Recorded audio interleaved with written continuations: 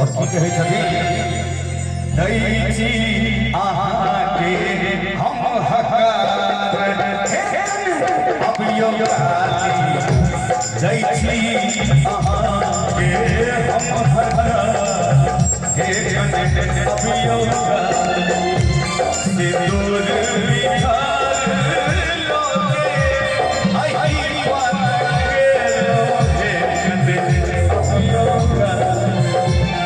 से दूर बिहार लोगे आई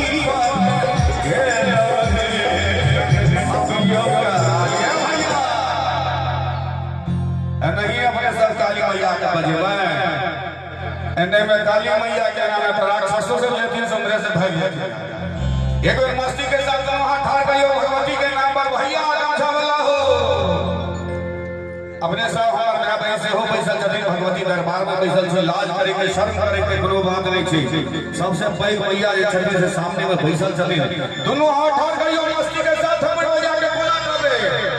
ए बाबा ई बेला दोनों हाथ ठाड़ करे अदैची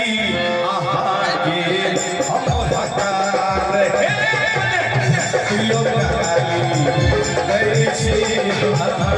के हम हकार हे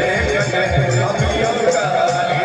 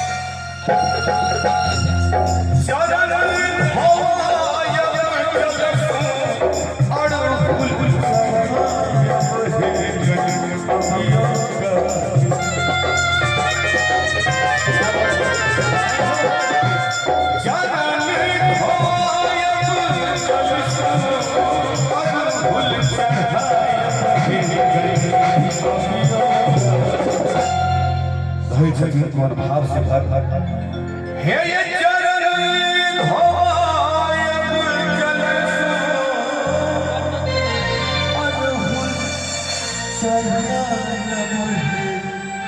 जल एक बार दोनों हाथ ढाल के भैया नौजवान साथी हां सबके फरमाइश है एक दे देरी हो बउआ भैया सतवर्ती सनम से शुरू करबे प्रोग्राम के पहले बारे धन मिजाजी श्रोता सब छथिन सबका तना आनंद देती अपने से कहियो तो सही ते दुआरे करेगा जाबे तो अपने सब एक्चुअली में हमरा भक्ति भजन द्वारा ज्यादा आशीर्वाद दै छी हर तरह के भक्ति भजन कोशिश करै छी गावे के लिए लेकिन चूंकि कलाकार छी त जहां जैसा कहे आला ले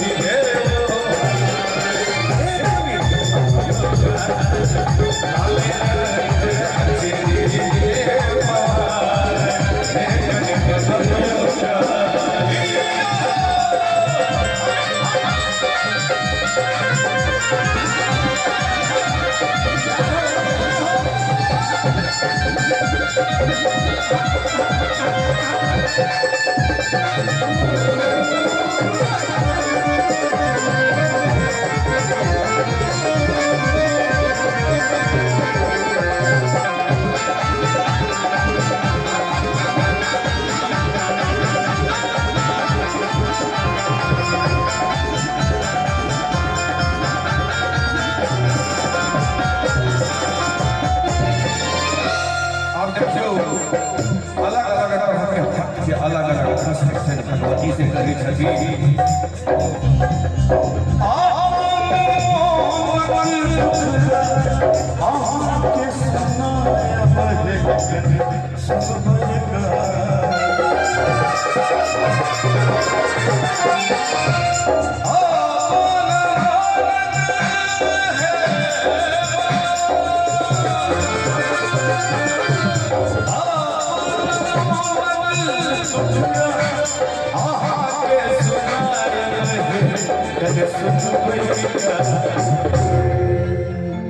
हर परिवार में हर तरह के कष्ट हो जिनको खाइयो बराबर पहले हो चले आई रहे समय नहीं छै लेकिन शरीर में कोनो कष्ट भ गेल घर में कोनो परेशानी भ गेल कोना भगवती से कहै छथिन काली मैया से